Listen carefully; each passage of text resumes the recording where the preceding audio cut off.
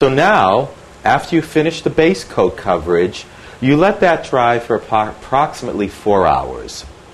And your next step is creating the actual Bellagio Faux. And let me pick up the joint compound and the trowel that I talked about earlier. Here is the combination of the color and the joint compound. And the texture should be like a cake mix batter. And get that all mixed together and creating your color. And what I do is I start off with a skim coat of the mixture.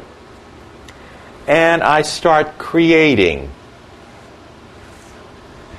a pattern. And that's crisscrosses.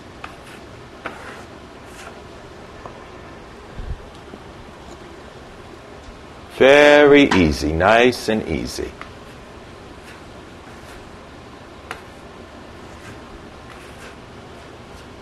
It's great therapy.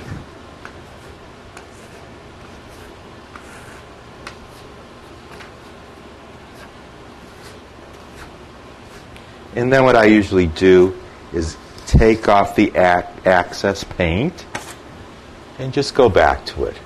Feather it lightly. Blend it all in. And you create all these textures. The more you go back to it, the more the depth comes out on your wall.